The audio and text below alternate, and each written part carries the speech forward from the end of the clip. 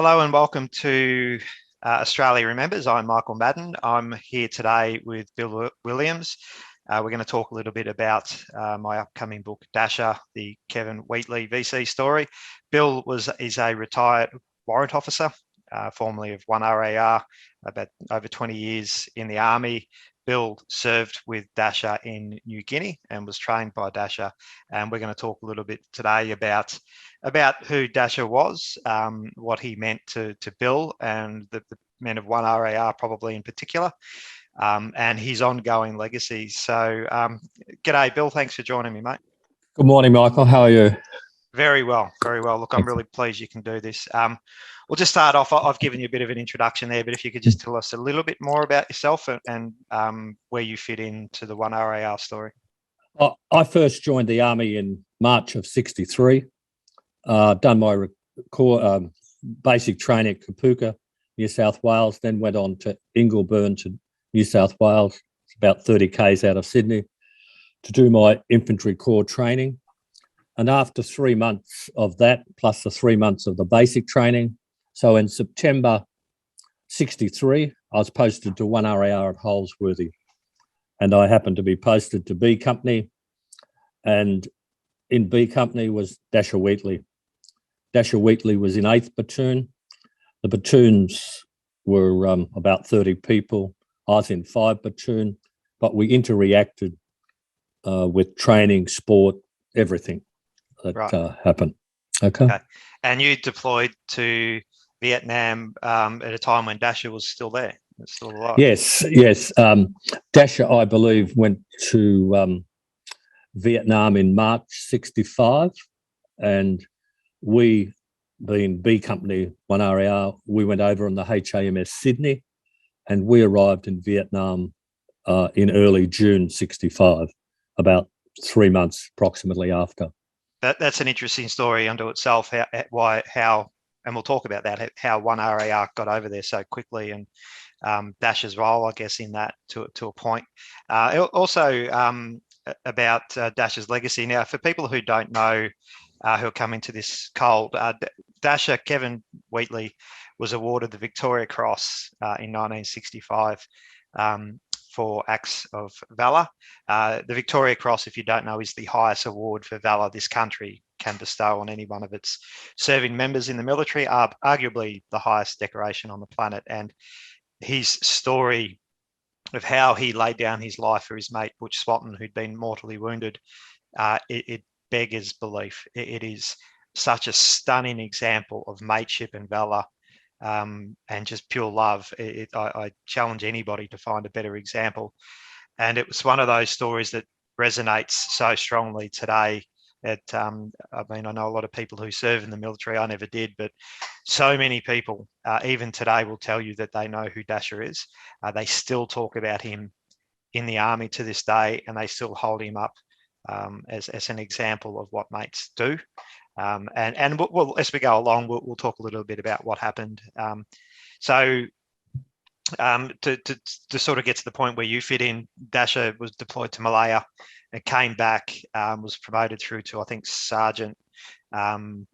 By the time he probably you came across him, Bill. No, I came across him in late '63. He was a corporal, and he was in 8th Platoon, and then in '64 he got made up to a sergeant. And he was put in charge of the platoon. A platoon of 30 men. Yep. He was, he was well. You have to go back one step. The Army was very small in those days, and there was only 4 infantry battalions, and Dasher had been in them all. His first battalion was the 4th Battalion he went to. Then he went to 2RAR, then 3RAR, and finally his last battalion was 1RAR, which he came to in '61, I believe. So he had served in all 4 battalions that Australia had.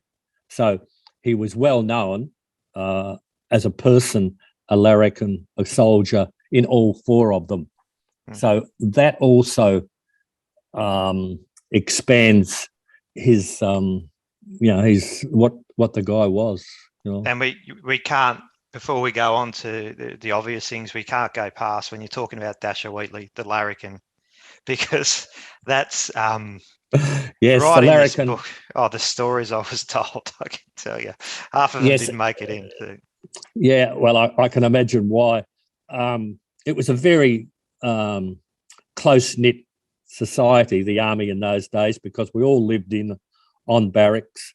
There was the married quarters that lived out, but some of the married guys still considered themselves single, and we had places like the Railway Hotel in Liverpool and the Civic Hotel in the city and the Bognor and the Rockers down at Woolloomooloo that most people would know, just under the Harbour Bridge, were drinking places that we all went to, and the things that got on. And Dasher was front and centre in a lot of those. He was actually renowned for, I think he had his own bivouac, I suppose, behind the piano there, and this is at the Civic Hotel, I think. Yeah, he had his own sleeping bay behind the piano at the Civic Hotel. Ma, as we called her, used to run and manage the hotel. I don't know if she owned it, but managed it. And Dasher was her favourite. And when Dasher ended up on too much terps, she would make sure he was looked after and place his pillow and blanket and that behind the piano, and that's where he rested for the next salvo. Did you ever see him play footy? When we say footy, we're often. both in Melbourne. Dasher was a rugby league player, and arguably and reportedly easily within the best in the nation, and he played with the best in the nation. Oh yes, he was an exceptionally tough, rugged guy. He wasn't giant in physique, as we know. I'd say he'd be 5'8" in the old, 5'9", something like that. But built, as they say, like the brick house, and strong, determined. He played in the battalion side, and the battalion side in those days, 1RAR, was as good as some of the NRL local Sydney teams. They had guys like Michael Vonberg, who ended up awarding the Military Cross with 5RAR, good mate of Dasher's. Brigadier Essex Clark, who at the time was a major. He had come from the Rhodesian Army to Australia to go to Vietnam with 1RAR. And except Terry Loftus, who was wounded in action but had 2 tours, good mate of Dasher's. He played in the side. Boris O'Brien. There was a really top side, and they were feared by most of the other rugby army and civilian sides. And of course, that's where his name famously came from. Dasher, it came from the football field. Correct. Yeah, correct. And it stuck. And one thing I didn't realise until his widow Edna corrected me, and I thought he'd played from a young boy. He didn't. The first time he took up rugby was in the army, so he came to it fairly late. I mean, I played footy, Aussie rules, from the age of 5 or 6, like most of us do, but he came to it quite late. But it didn't seem to slow him down. No, but the rugby was seen as another thing for the battalion to excel at, and they played to win. They really wanted to win. They wanted to win for the battalion themselves, the camaraderie, and that was right up Dasher's alley. And the group, it was the group. It was all about the group, the team, results, the winning. That's the way it was. And they used that sort of environment, I guess, to establish leadership and hierarchies and things like that, and bonding between the mates. The bonding and leadership, and also the the after game celebrations, the mixing, and also because we played teams like I didn't play on the battalion side, but guys that played, they played the School of Military Engineering, Artillery. They played all the others, so they got to know who Dasher Wheatley was as well, like outside the infantry. So that's why his name is, the VC. He was well known a long time before he went to Vietnam. So that's a critical point, and that's something that that we'll talk about as well. Is that the impact, why his death had such an enormous impact? To understand that, and legally, and for the entire nation, as we saw after he died, the implications of his death were enormous. But the shockwaves. He'd obviously established. It's a really interesting point. You said that he served in every battalion, and the structure of the Australian Army, I think, was changing a little bit in the days that he was coming through. So it was what's a tropic to pentropic and things like that. Yeah, it was pentropic, where you had a larger amount of men. You had A, B, C, D, E. So you had 5 companies of about 160 men. A battalion made up about 1,000 in the pentropic. But just before Vietnam, I think it was in about February 65, 5 RAR was formed. And a lot of ex-1 RAR guys went to 5 RAR because it was too many in 1 RAR, because we were downsized to a tropic battalion, which was about 600 men. Right. And before Dasher went to Vietnam, and this is crucial, I think, for 1 RAR. I've spoken to a lot of guys, a lot of you guys from 1 RAR, and everybody sees Dasher, rightfully so, as a member of the team, the AATTV, Australian Army Training Team Vietnam, who he was with. But 1 RAR do not see him that way. They see him as a member of 1 RAR, and for good reason. But he really wasn't with AATTV that long. It was, and where I guess again you come into it, and where we're going to talk about leadership and the important things that men like him, the men that trained him and him himself, instilled on people like you, probably really came into effect. I think when you deployed to New Guinea with him, which ended up being crucial for Vietnam story. I believe that's true, but I think we have to go back maybe a few more years back than that to understand why Dasher, who he was and a good soldier and a leader, was. We have to go back to the people that trained him. Macca Mackay, military medal. Macca was the RSM of 1 RAR when we went to Vietnam. He was Dasher's RSM when Dasher was made up to a sergeant and first went to the sergeant's mess. He knew what Dasher was like, and Mackay had trained Dasher and those guys through the Malaya situation, the Malayan emergency, Malaya, 2 RAR, 3 RAR. So we had people left over from, no, when I say left over, the word left over, those that have served in the Second World War in New Guinea and saved Australia, and people that had served in Malaya. So Dasher was blended, trained by those guys, and Dasher trained us guys. So we had this ongoing jungle training by the experts, if I put it that way. And those guys in turn were trained directly from the blokes that had survived World War One for the correct. Correct. So it's which I think I put in the book, that he obviously never met him, but he strikes me as a character that would have been probably more comfortable with those original AIF guys perhaps than he would have been with the modern soldier. He was just your typical old-fashioned, hard as nails digger. Yes, there's a photo of him, and in the First to Fight book by Breen, rugged, strong, physical, and he was in his 40s then. And for us, being 19, 20, 21, the majority of the battalion, the young guys in Vietnam, was hard enough for us. And I only thought back when I aged myself, how it must have been for those guys in their 40s. You're talking about Macca Mackay there. Macca Mackay, yeah. And we also had one of our platoon sergeant, what's his name? Hemmersley. I just forget his, Fred Hemmersley. He was a platoon sergeant with B Company, 4 Platoon in Vietnam, first tour, 1 hour out.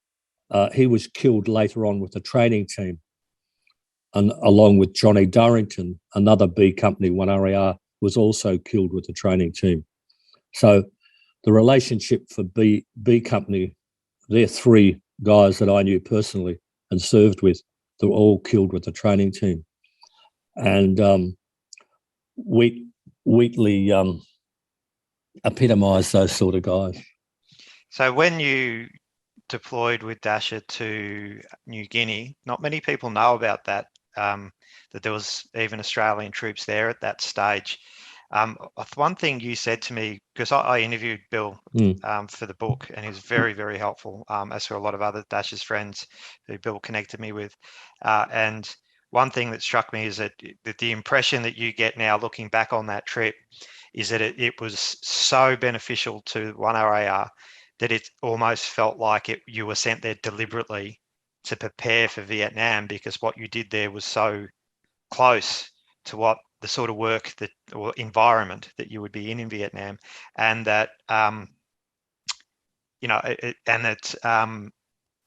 interestingly, you guys never went through Canungra.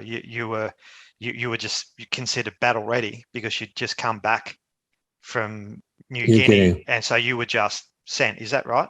Correct. We went to New Guinea. It was called Sprinkler 1, and it was named an exercise, but we had live rounds, and the Indonesians were in a confrontation with Australia. The Indonesian confrontation was going on at the time, and we went up to a place called Vonemo, right up on the border of Irian Jaya, and we stayed there for a month or more as a show of force. And it was the first time that me personally, and the majority of those that hadn't served in Malaya, had actually seen jungle, and the heat and the humidity and the sheer what it takes out of your body, mind and body. And no one was shooting at us. It was just physical exercise. But Wheatley's map reading, talking to us, how we carried a pack, 4 or 5 days rations, all that sort of thing with that heat we'd never done before. And looking back on that, when I was on guard in 1965 in Paddington, and in those days, naturally, there was no hookups with mobile phones and things like that. And a guy came in and said, Mr. Menzies has just announced that 1RAR is going to Vietnam. And in unison, most of the guys there said, where's Vietnam? Right? Even though Dasher had gone off 3 months prior, we did, or a couple of months prior, we didn't resignate Vietnam is any big deal. And most of us didn't know where it was. But that's when the New Guinea training, a lot of us started thinking about, the heat. And when we got there, it was exactly like New Guinea. It was hot, humidity, the packs, and the sheer physical part of being a soldier came out. And of course, Dasher had picked up those skills in Malaya. Yes, a decade earlier. He told us about them. But it didn't resonate with us. But then when we got there, it certainly did, and that's when we started to think, well, thank God we'd gone to New Guinea, because we didn't go to Cronulla, and we didn't go to the Jungle Training Centre at Tully in North Queensland, north of Townsville. We didn't go to any of those. Most of our exercises were done in gum trees in the Blue Mountains. And the gum trees in the Blue Mountains are nothing like the jungles of Vietnam. I bet they're not. It's a bit drier over here. Yeah. Interestingly, the boozer at Canungra is named after Dasher Wheatley, which is lovely. But it's also kind of ironic because he never went there. I don't think he would have never set foot on the place. I wouldn't think. Or did he? Maybe earlier. I think he may have. I'm not sure. I think he may have. I think they done the training team course there. Oh, of course. Yeah. Right. Or if it was in vogue then, because I don't know if they were just all selected or went. I do remember being told that he didn't. Okay. Later on, go back through my notes. Later on, they had they had a training team course that went for about a month, and they had a language course as well down at Point Cook to learn Vietnamese. That's the ones that all went later, right? Right. Yeah. Okay. Yep. So at the time you guys got to Vietnam, Dasher had been there for a few months, and I was sort of trying to attempt to give people a bit of an idea of the impact that he had in that short period. He worked while he was there primarily with the Americans and the South Vietnamese, and there was only ever one or two other Australians working with him at any given time when he was out past the wire. And that's something which I think was fairly unique to the team. And it comes back later when he came to visit you guys, which we'll talk about soon. That was probably quite difficult on him, being the social beast that he was. It was a very unique challenge. And during that period there, he had established a reputation, not just among the Australian Army, but the South Vietnamese and the Americans had extremely high regard for him as well, and they all knew who he was. Yeah, we were at Ben Hoa, which was about 30 k's up north of Saigon, and Dasher was up north, and we didn't have any interaction with him in that first few months we were there, right? And do you want to go on to when he came down to visit? Yeah. Well, yeah, okay, yeah, absolutely. Then we can circle back. Yeah. Right. He came down to visit us about a month before he was killed, and he stayed. When I say us, 1RAR, and naturally he gravitated to B Company, his old platoon. The Terry Loftus, the Rossi Manganos, the Boris O'Briens, those guys, the guys that he led and taught and trained. And he was concerned for them, and he acted like a father figure because, remember, he was about 27, 28, I think, at the time. 28, yeah. 28, yeah. And most of us guys were, 20s, 19, 21, 20. And he had an opportunity to go to Hong Kong on his leave, or Bangkok or Taipei or wherever, but he chose to come to the battalion, back home to his battalion, and spent 5-6 days with the battalion in a celebratory mode. We were in between operations, and caught up with the guys, went all over the battalion, the sergeant's mess, renewed his acquaintances. Because you've got to remember, he was in 1RAR from 1961, I believe. So that's a long time, 4 years nearly. And he'd built with the officers, with the NCOs, with everyone, and guys he'd served with in Malaya. And he was concerned for us. And by that time, the guys that he's taught in New Guinea closely, Dave Mundy, had been seriously wounded and lost a leg and gone home. And if we go back to New Guinea, that's when Wheatley told them that one day you may have to put this into practice, what I'm teaching you here. That's the famous Scungies line, isn't it? Yeah, that's Scungies. Scungies was Scungies. 6 platoon. No, I was in 5 platoon, but I was when I went to New Guinea, right? I went to 5 platoon. He named them the Scunchies because they never shaved and they were dirty and it was hard work and they looked pretty ordinary. And he told them in New Guinea that one day the training that he was training, the map reading, the reaction, keeping their weapons clean. It doesn't seem much. Well, when you're in the humidity where it rains most days in the wet season, and in New Guinea it rains about every day, wet or dry, your rifle becomes a rust bucket overnight. And if it's not cleaned and the gas cylinder is not set correctly to fire, your weapon could cost you and your mates your life. And that training certainly saved Dave Munday, who was awarded the military medal very early in one of our very first actions, and Errol Weatherall, who was awarded a MID, mentioned in dispatches later on with 8RAR on his second tour. That training more than likely saved their lives. Yeah, and it's, as she said, he had the opportunity on that leave to go pretty much anywhere he want, and it's, of course, fairly well known now what happened, and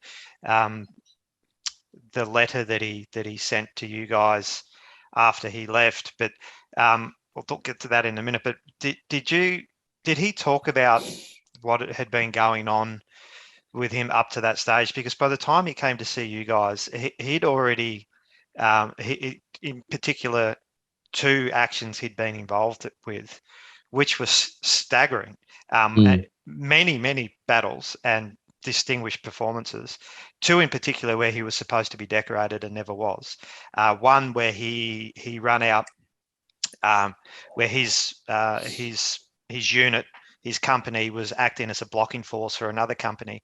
They'd trapped a VC battalion, and unfortunately they trapped them in a village. And as the sister, I guess, company came through and engaged, Dasher was on the other side with his men, and it was a slaughter. But there was a little girl with her mum in the village who was caught out in the open, and there was 50 cals opening up into the people that were there, as well as obviously hundreds of small arms. And Dasher, he just got up under direct fire and just ran out straight into all of it, and he picked this little girl up.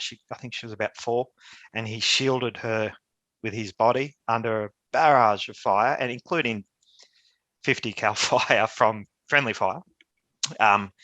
The courage that takes, and he should not have survived that, but he picked her up and he carried her back to safety on the road, where he put his men and returned her to his mum, and continued on the fight. And it was supposed to be given a mention in dispatches for that, which seems a little light in my experience, but that was the nature for you blokes in Vietnam. Yeah, it was. It feels like you had to do a little bit more than, perhaps, with all great respect to all other conflicts, it seems to have been particularly historically difficult to get decorations in Vietnam. It just was. And then, of course, there's the really famous action with the Americans, where he was supposed to be awarded a Silver Star, where he led a bayonet charge uphill into a platoon of VC and routed and destroyed them, and saved what was going to be a devastating counterattack on a weapons depot. And it was believed he was awarded a Silver Star for that. He never got it. And he was supposed to be given a suitable Australian decoration for gallantry, which also fell through for reasons that we understand and we know now, that I can talk about. But so the question is, when he came to see you guys, did he talk about those things, what he'd been through? And he was more, when he came, there's a photo, I don't know if you've used it in the book, but there was a photo where he's standing with his foot on a post to cut down rubber tree when he visited us, talking to Terry Loftus, Trevor Adams, and Rossi Mangano. And he was more interested in what we were doing than telling us about what he was doing. And he wasn't the sort of guy, he took it that was his job, and his job was to do that. And the tendency wasn't, he never bragged about what you did or what you'd done or things like that.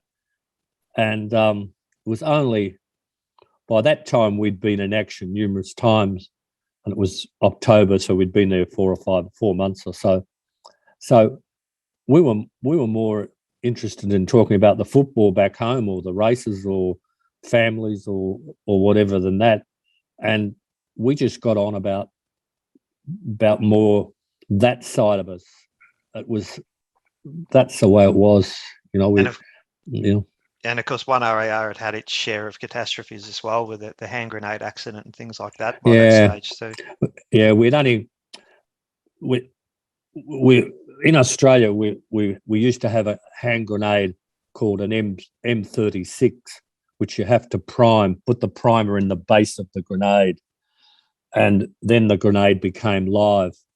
But when we went to Vietnam, we changed over to American weapons. We got the Armalite M79, M72 grenade launchers, and we got the M26 grenade, but the grenade was already primed with the cap on live. When the pin came out, the lever went up, and within 5 to 7 seconds or whatever it was, it went off. We were coming back from our first operation in War Zone D, which was across the Songdong Nai River, which was a tributary of the Mekong River. We'd been out for a few days. It was really a familiarisation operation, and we didn't have an LZ in the battalion at that time. So the helicopters dropped us off down at Benoit, the airport, the large airport, and we came back in big cattle trucks, which would take about 100 men, 80 to 100 men probably. And as Billy Carroll, C Company, I was jumping off the back of the truck. The pin, he had the grenades in the front of his pouch. The pin came out, the lever went up. Van Vallen, Carroll and Burke. Burke's just buried down the road from where I live. I often go and see his grave. He was only 19. 3 were killed. The American driver was also killed, and about 8 others were injured. It was a catastrophe. And it was a bitter lesson to learn. After that, we taped our hand grenades down with black tape, and that also caused some issues when we got into Chi Chi's tunnels, because one of the guys threw a grenade with the black tape still on, so it didn't go off. Who goes and picks that up? The assault pioneers went and blew it the next day. But that's the sort of thing. But Wid and Mundy was in the action where his Dasher's old platoon, very close to Mundy, and a guy called Ray Ellis. Ray Ellis is the guy that got the letter that arrived in the battalion in Vietnam just a few days after Dasher was killed. So tell us about that letter. So after he left and went back to the team for you guys, he wrote a letter back.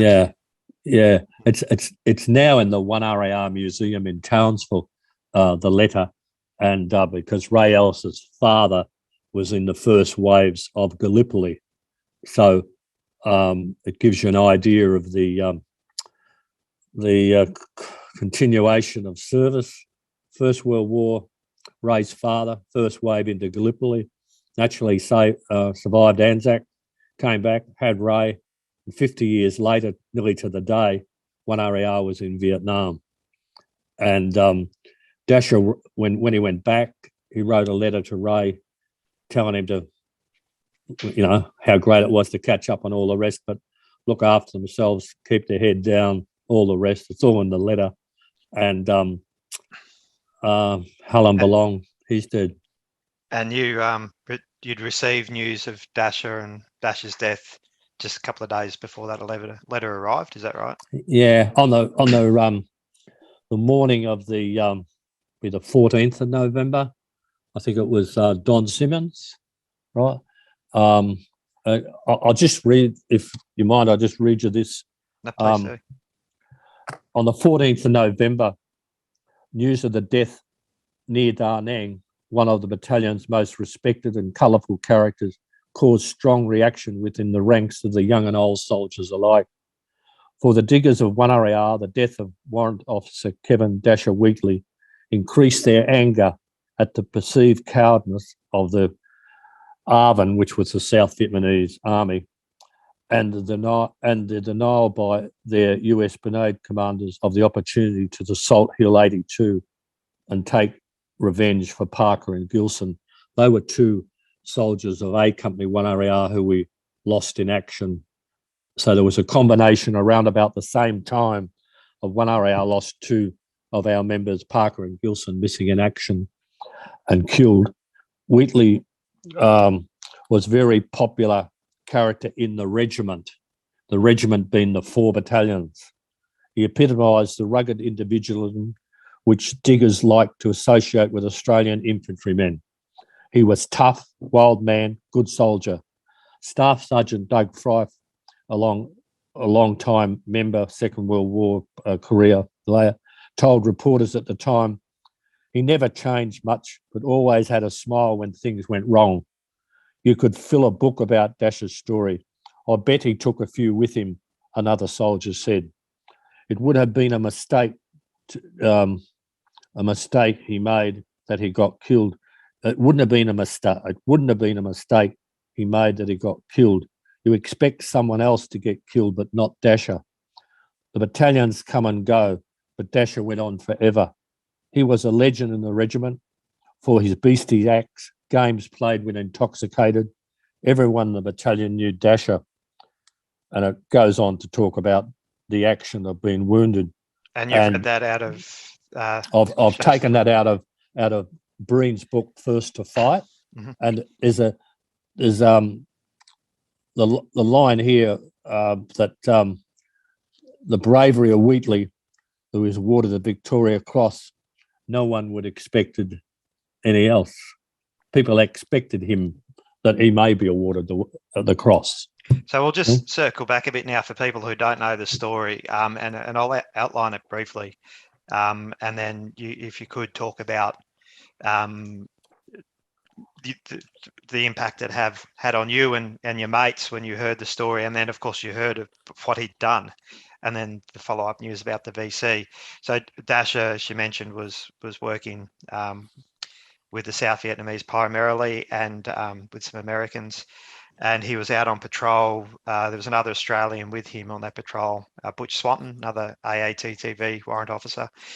They split up into 3 platoons, and Dasher's platoon was ambushed. And to keep it fairly brief, his South Vietnamese men, one was shot. Butch, the other Australian, went to help him. The other South Vietnamese started to flee.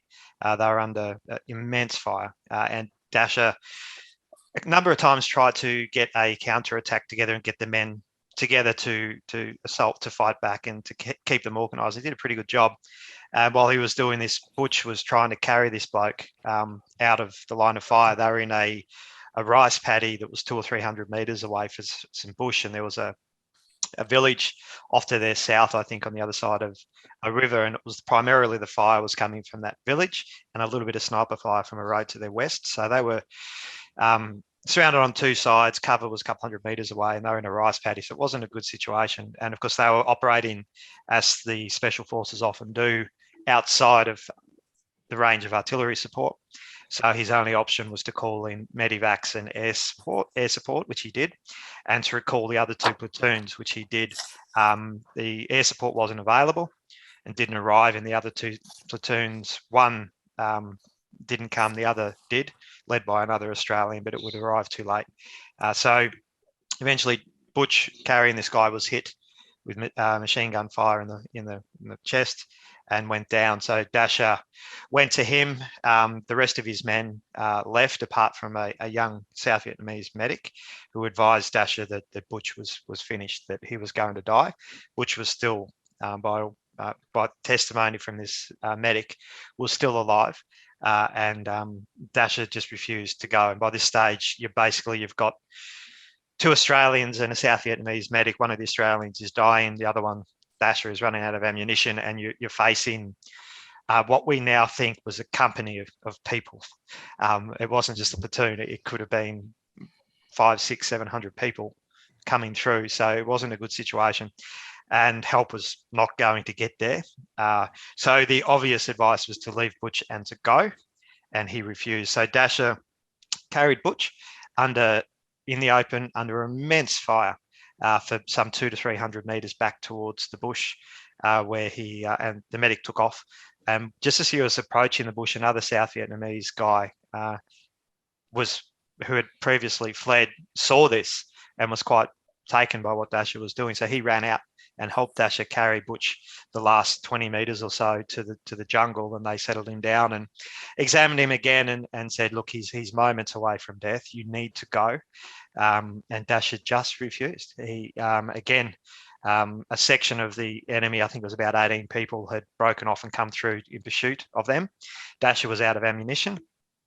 the last eyewitness account was that South Vietnamese soldier that witnessed had advised Dasher to leave him. He refused and told him to go. The enemy was within about 10 to 20 meters. He was going to die. So he took off, and the last thing he saw was Dasher kneeling over Butch. He had 2 grenades. He pulled the pin on the grenades and he held them out and faced the enemy, and just kneeling above Butch, and basically just said, "You're not getting him." As we know, he used those grenades on the enemy, not on himself, which the Queen made very clear in the citation, and they were both shot to death. So that's a very abridged account of what took place, but it's, I think, from what I understand, fairly accurate. And to say that is an act of selfless compassion, valour, and this is something I explored a little bit in the book, and I'll get your thoughts on this, Phil.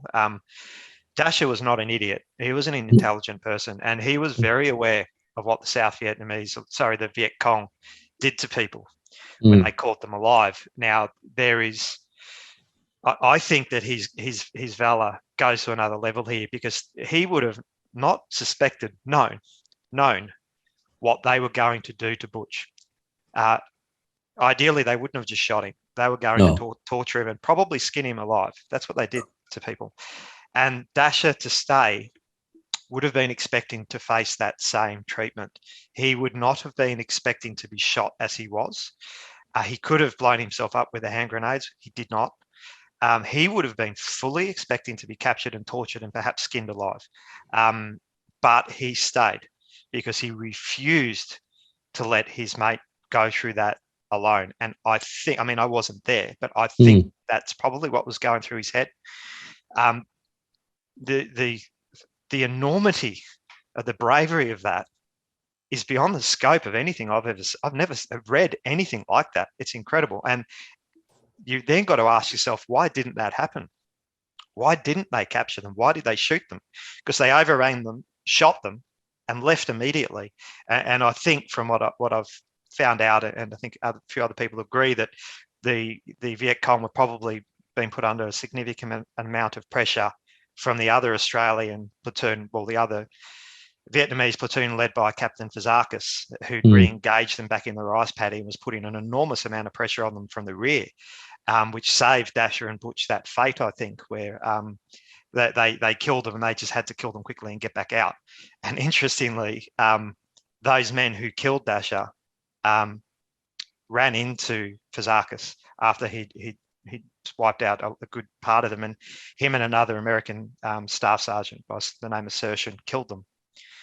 So they were all killed, the people who did that. So again, it's an awful lot to take on for somebody who hasn't heard this story before. And of course, there's a lot more to it.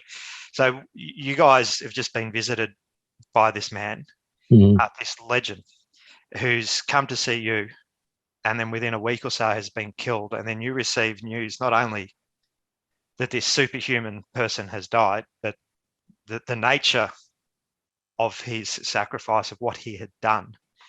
Was that, I don't even know how to ask you this, but how do you interpret something like that? What was that like? We weren't surprised that he'd actually stayed. A guy, what was his name? I've written it down here. I'll just read it to you. On the 14th of November, 65, which is the day after Dasher's death, we had a visit from the BBC reporter Don Simmons, right? Who used to come out with our company on some operations. He was stationed in Saigon, but went out on operations. He travelled to Ben Hoa, where our base camp was, because he wanted to speak to 6th Platoon, which was Dasher's old platoon, as a whole group. After they had gathered around the platoon headquarters tent, Don told the platoon that Dasher and Swanson had been killed the previous day. The loss of one of the battalion's most respected and colourful characters, it just caused reaction within the ranks of the young and old alike. For the diggers of 1RAR, the death of Warrant Officer Kevin Wheatley increased their anger and the perceived cowardice of the South Vietnamese soldiers. That's how we thought, that they'd left him. We perceived that they'd left him to die. After we heard what happened and how Dasher and Swanson were left, the hatred for the VC and the Vietnamese, South Vietnamese soldiers became rampant in 1RAR. We started questioning what on earth and hell were we doing here? If they won't fight to save our guys, Dasher and Swanson, why should we be fighting for them? Because we were believed that they were left to fend for themselves. And I think that's they're basically right. Yeah. Wheatley was extremely popular in the battalion, in the regiment, all the 4 battalions, not just the battalion. Everyone knew him. There was so much anger. Dasher epitomised the rugged individualist, and that's where I don't think anyone was surprised that he stayed, and his action was awarded the Victoria Cross.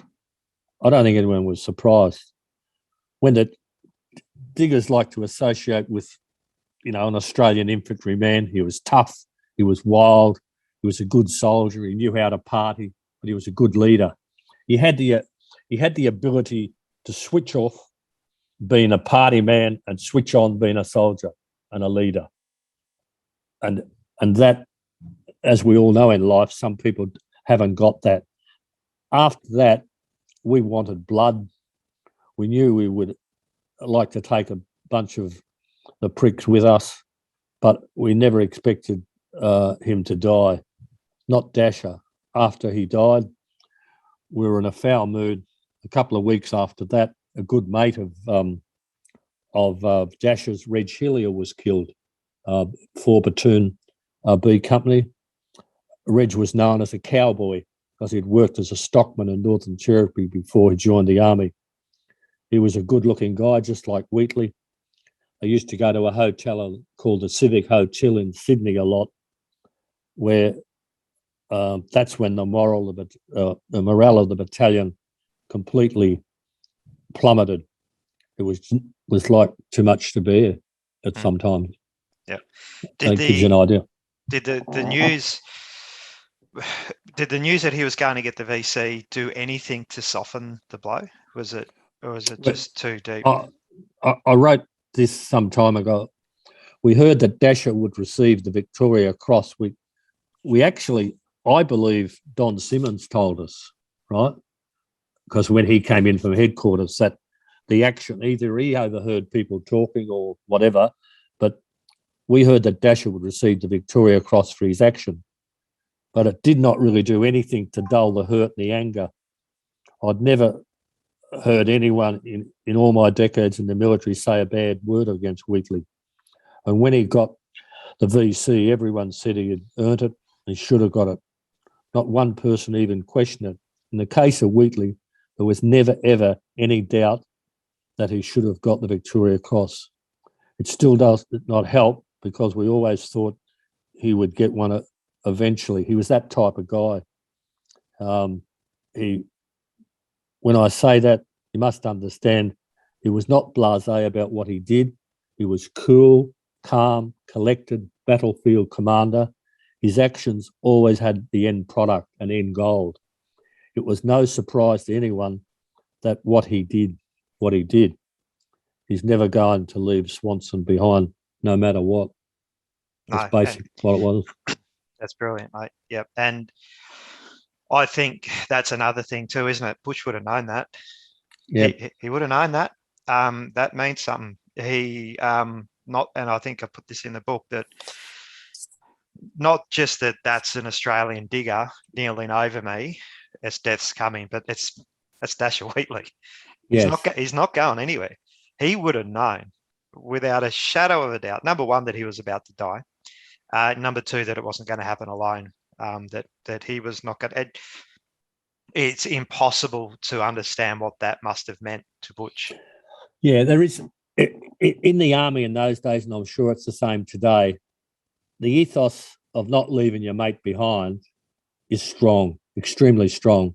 And I can remember after A Company 1RAR lost Gilson and Parker missing in action, and they only came home in the early 2000s, I think 2011, something like their bodies were brought back from Malaya were brought back from Vietnam. And no one ever wanted to leave anyone behind. And Dasher, that was instilled into us. But to do it, left on your own, we always had guys around us, support mob, but just heroic, amazing. Yeah. You know. And it's interesting what you said before, that nobody questioned it. Obviously, I wrote the book, the Victoria Cross there, Australia Remembers, and it's of the 101 blokes who receive it, you almost always you hear some idiot, some armchair general somewhere who was not there, who's got an opinion of, well, in this case, the VC wasn't warranted, it was political, which is impossible with the VC, No. by the way. The Queen doesn't care about Australian politics. She's not going to help the Prime Minister get a VC over the line because he or she's doing poorly in the polls. It's not going to happen. But that's what people say. And you come across it over and over and over and over again. There's very few examples that personally that I've never seen anybody question. And I've spoken to people like you, career soldiers, which I am not, who say that, yeah, they talk about the VC sometimes throughout their careers in the mess, and they talk about Dasher, as everybody does, and never heard anybody question it. No armchair general, no reporter, no journalist, no soldier, nobody. And that's rare, because even the greatest VCs out there, you see, there's always someone who just wants to chip away at it and say, but with Dasher's, and I could be wrong, there probably is somebody who has, but I certainly couldn't find an example of it. So, and that speaks a lot to the understanding of that. The core reason that he did what he did was the mateship, and what a clear message that sends to the rest of the people like you, that he was trying to keep alive. It just continues sending that message. As I said, they still talk about him in the army today. They still talk about it. There was a group. Wheatley was a leader of a group of people, really professional soldiers. And for example, there was a guy, Mick Deek, who we now know as Michael von Berg, German immigrants at the time, changed their name to Mick Deek.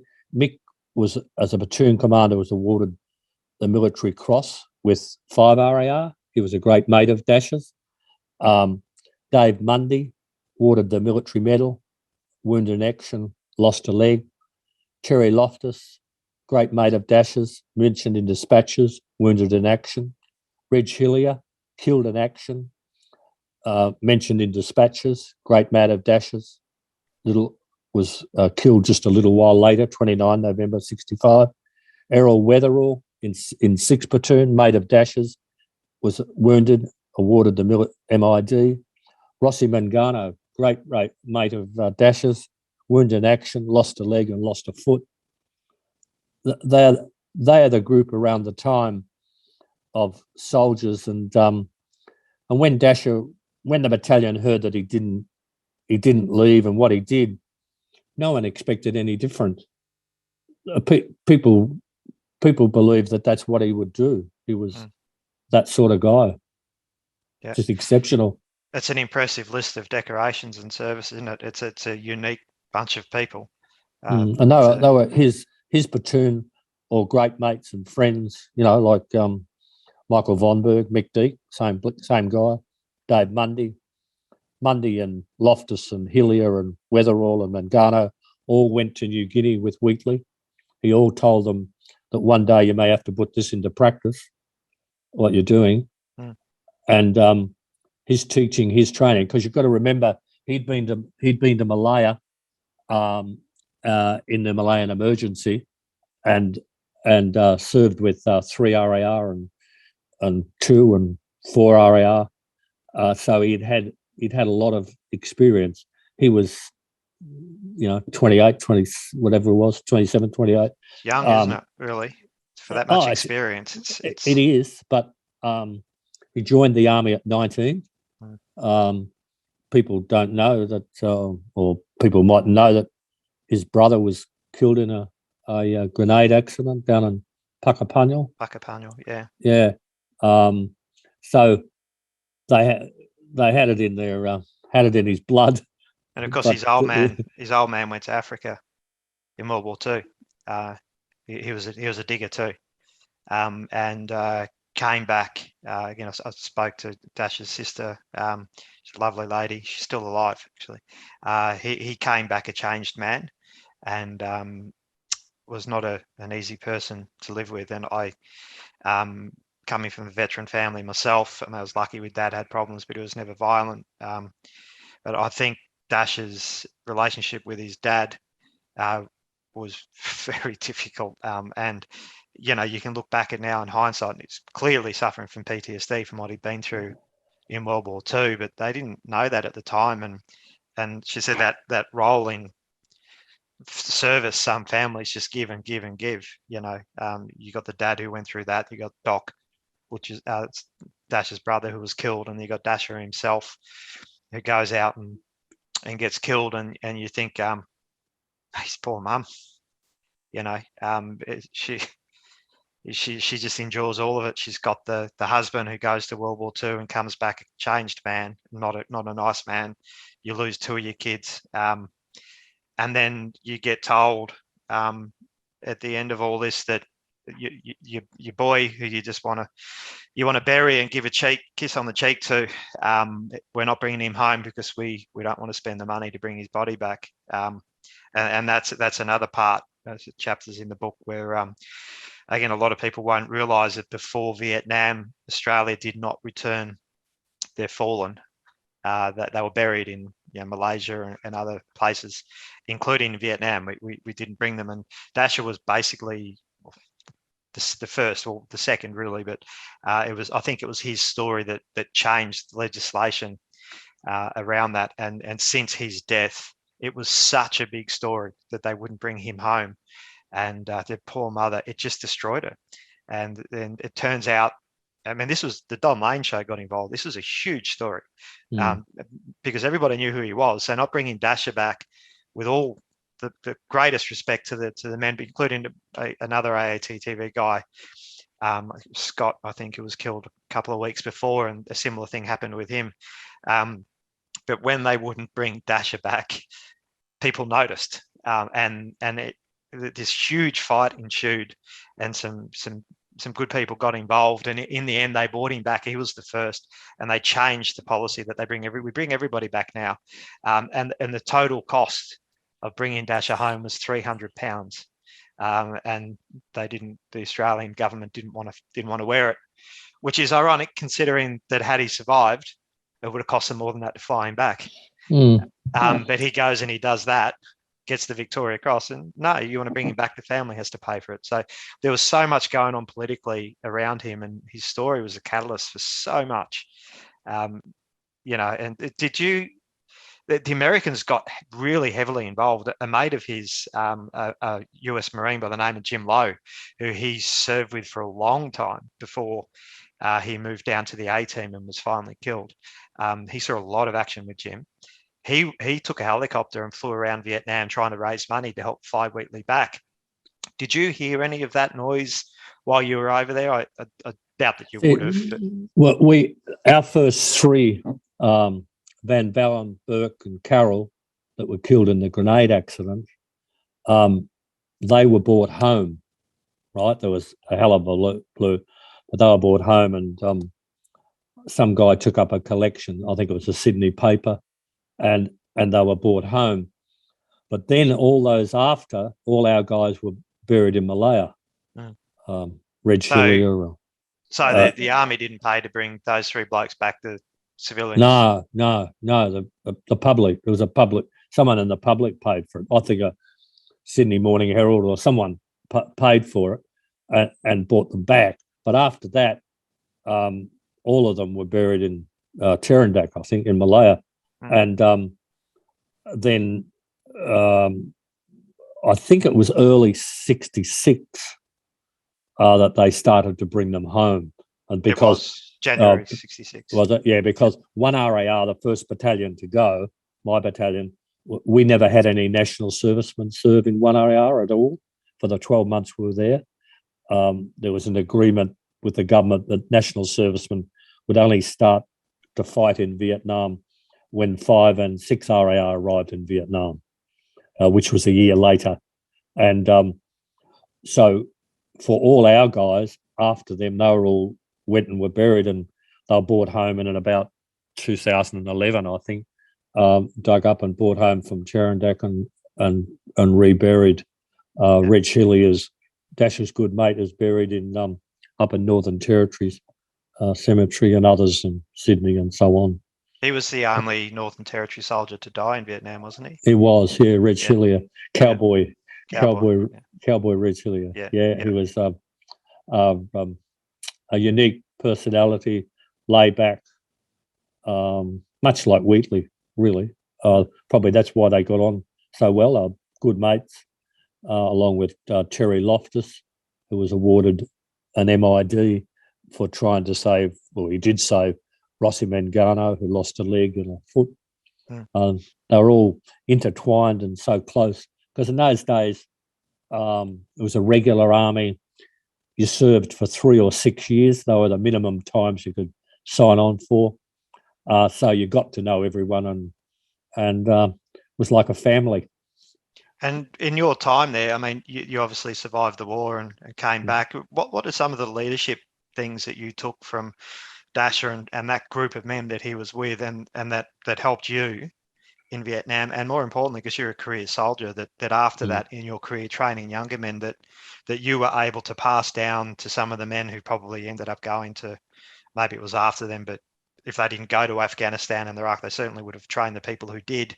And it's this wonderful knock-on thing that goes all the way back to Gallipoli, that like the blokes come back and they train the next ones and train the next ones. And so what are the big lessons that he and those blokes taught you that you think you were able to really put to effect to help you and others? I first went to battalion in September 63 as a young 19-year-old, just turned 19. And I never, it was the training, weapon handling, how to wear your equipment, map reading, preparation. You can't prepare enough to actually do it when it happens. The training, it just kicks in. Like when you're walking down a track, I was a forward scout for 12 months in Vietnam, in 5 platoon. Walking down a track, you see them, they see you, or you don't see them, they see you first. The reaction, all that kicks back to training. It's how you wear your weapon, how you clean your weapon. All that comes from guys like Wheatley and Macca Mackay, the RSM. Macca Mackay was awarded the military medal with the 39th Battalion in New Guinea. He was our RSM. It's no small thing, that. So that's how long it goes back. Yeah. And when Macca said, "Give us a look at your weapon, is it clean?" Well, it had to be bloody clean. So we made sure our weapon was clean. And when it rains and you sleep with your weapon and you sleep on the ground and there's chopper ants and wait a while and things that rip your greens to bits in the jungle, cleaning, preparation, how you wear your webbing, how you dress, how you psych yourself to do it, how to react when the firing starts, all that comes back to training. And guys like Wheatley, Macca Mackay from New Guinea, Dasher from Malaya, that's the training. The training is the epitome. The training keeps you alive. And that's basically it. It is. Yeah, and I suppose it's just the idea as well of being able to work as a group and function as a unit or a platoon rather than an individual, and trust the people around you. And you told me an interesting story which I did use in the book. One of the things Dasher taught you about is in New Guinea, about the is it the elephant grass that cuts you to pieces, and called wait a while. That's the wait a while. Yeah. Yeah. wait a while has got these jagged like thorns on it. And as young blokes, 19, 20, 21, when we're moving through the jungle, we wanted to move, freely. We didn't understand what it was about. Remember, we'd been to New Guinea and the wait a while was there. When we got to Vietnam, we recognised that this wait a while could cut you to bits, cut your greens. And remember, you're out on patrol on an operation for 10, 14 days at a time. The greens, you would get a resupply of greens and you would change into them after 5 or 6 days because your greens were ripped to pieces by the jungle. And the wait a while would rip you to bits. So we identified that through guys like Wheatley and Mackay and the training, the passed down to young guys like us. And we would take the wait a while as we walked through it and give it to the next guy, how he would hold it out for the next guy, how he wouldn't be ripped to bits. And you learnt all that from these guys. And cleaning your weapon, your weapon saves your life. I found that that wait a while was actually a really good metaphor for everything. The training that if you all push through as individuals, you're going to get cut to pieces. Yes. But if you go in, you help each other. You're taking that branch, that knowledge, you're handing it to the bloke behind you, and you're stopping him from getting cut. You work together, everybody goes through, and nobody gets hurt. And I remember that struck me when you first told me that story. That's a really good metaphor for the knowledge. That's the same sort of thing. The way it passes down the chain and keeps everybody alive. It's like when we'd finished a day patrolling in Vietnam. We'd hoochie up at the night and we'd dig a shell scrape just in case we'd get mortared or artillery overnight. And we'd dig a shell scrape. One guy would be digging the shell scrape for the two guys together. The other one would be getting a brew, preparing a meal out of a tin or whatever we had, clearing a bit of area how we could sleep on the ground for the night. It's a team effort, a camaraderie, and that's the sort of stuff we learned, young guys like me, from 18 years of age when I joined the army. We learnt from guys like Wheatley and Mackay and a guy called Fred Hemmersley. Fred Hemmersley ended up getting killed with the training team as well. Fred was in B Company with me in Vietnam, and like Fred was in Korea and Malaya, and they passed on. Your weapon. Like when it rained in the tropics, for most people who have been there, it rains, and your weapon can turn red overnight with the rust. And if you get in a firefight and the weapon doesn't fire, it's a horrible thing. I was carrying an Armalite, and Armalite were a renowned American weapon for blocking. And in an action, my weapon blocked, and you're laying on the back and you're trying to get the shell out of the chamber, and they're firing at you. It's intense. Your weapon is your best girlfriend you ever had. It's a marriage, isn't it? That is, yes. Yeah. All right, Bill. Mate, thank you so much for your time. And is there anything else that you'd like to add, through your experience? And again, I a sincere thank you for your input into the book, and to the other boys that you connected me with. I can't have done it without people like you and Dasher's family, and I've got some idea through this what he meant to you and to everybody who knew him, and hopefully the book conveys that. But is there anything else that you'd like to add about him? Dasher was the epitome of the Australian soldier. He was not selfish. He thought of others. He trained younger guys. We looked up to him. He led us. It's just something that as I ended up retiring as a Warrant Officer Class 1, and I always thought back to my service and guys like him, Mackay, and tried to pass on that sort of training and bravery and because Macca Mackay was awarded the military medal in New Guinea, our RSM. On the Kokoda track. On the Kokoda track. Yeah. And guys like Wheatley, Victoria Cross, and guys like Mick Deek, Michael Vonberg awarded the Military Cross. All these guys, there's a pattern there. There's a pattern is training, but respect for your fellow soldier. And the other thing is probably respect for the enemy. Be always aware of what you were doing and how to counteract it. And these guys passed it on. And I've spoken to Afghanistan veterans. I'm a life member of the 1RA Association. I was up in Townsville just a little while back when the soldiers came back, the last of the soldiers come back from Afghanistan. And we exchanged stories. And the ethos of the infantry and men was the same as I used to listen when I was 18 and I first went to the battalion. Camaraderie passed on through generations.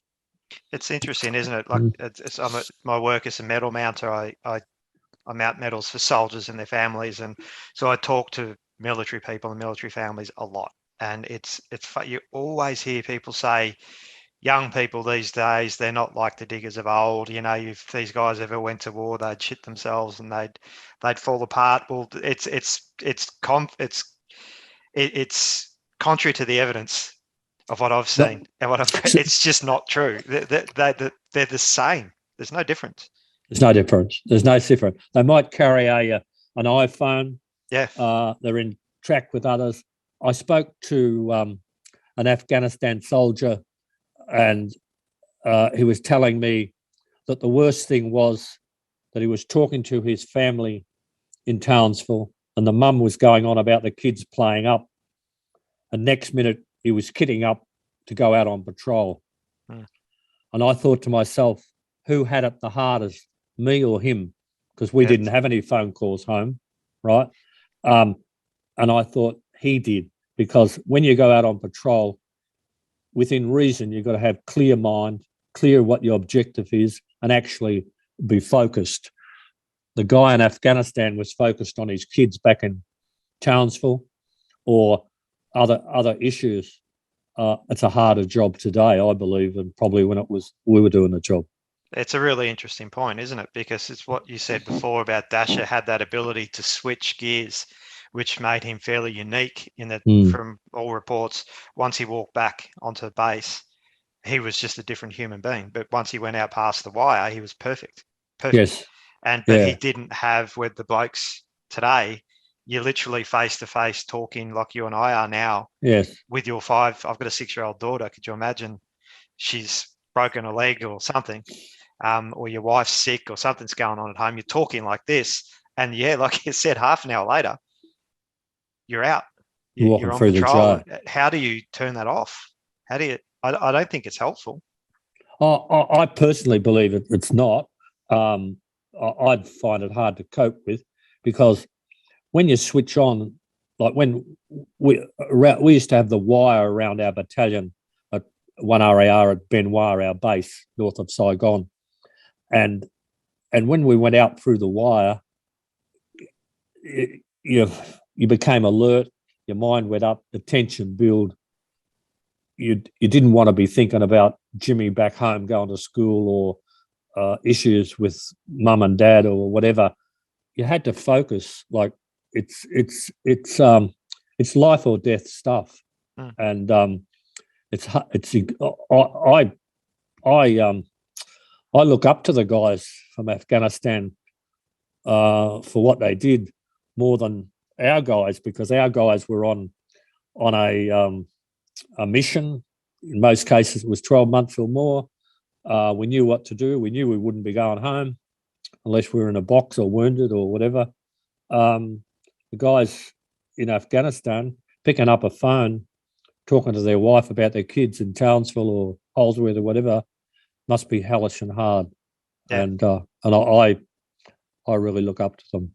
Yeah, and you look at the 4 VCs that they achieved over there, and the string of gallantry awards and Distinguished Service Awards. It's impressive. The Australian soldier is still a very formidable thing, and young people, they're no different. Life's different. They're not. And I think it's really important that people like you and Dasher and Macca and all that can continue that legacy and those lessons and keep it. It's got its roots sunk deep in Gallipoli and those men who really laid a foothold. I know it wasn't a successful campaign, but it's where it started, and it's carried all the way through. We just hope that continues. Oh yeah, my dad. I'm the second last of 9 children. My dad served in World War One in artillery in France, and my brother Les served 6 years in Libya, and also came back and was in the islands against the Japanese in engineers. So my family, and I had another brother that served in Malaya in engineers. So we've had a long life history of military, but once you do it, the firing starts and the training kicks in, and there's no better training in the Australian Army. Good on you, mate. I think that's where I'll leave it. I think that's a great place to finish up. Yeah. Yeah. Good on you, Bill. Thank you again. Thank you for your service. Thank you for everything that you've done and you continue to do with TPI Victoria as well. You and the other boys down there, there's some bloody good people there that you and I are both involved in. Peter Holtz, the president. Another 1RAR guy. He served with me. He was a stretcher bearer in Choo Choo tunnels when Captain Braid was killed and we lost 8 other guys in the tunnels. Peter was a stretcher bearer, very brave stretcher bearers. Do you want to embarrass him a little bit before we go? Because I know he doesn't like to. He's a very humble bloke. Yes, he is. Peter turned 19 5 days before he arrived in Vietnam. You had to be 19 to go to Vietnam, so that shows you how close he was. He was a medic, known as a stretcher bearer. Their job. He was a stretcher bearer with my platoon medic on numerous occasions, and Peter patched up our dead and dying and wounded. He rode back in the helicopter with Dasher Wheatley's best mate, Reg Hillier. Reg died in the helicopter flying back to Benoit Hospital. Peter was in the helicopter that day as the medic. Peter was there, Choo Choo tunnels, when Captain Blade was blown to bits by a booby trap bomb when we arrived in Choo Choo tunnels, and other guys were killed. The 2 medics were killed running forward, doing the same job as what Peter was doing. So for a 19-year-old, you grow up quick, and Peter's now the president of the TPI Association in Victoria, and a humble guy, doesn't talk about it, but I know what he did because I was there. Good on you, mate. I'm glad you got that in, because I've got a lot of time for Peter too. He's a outstanding person. He does a lot of good work, and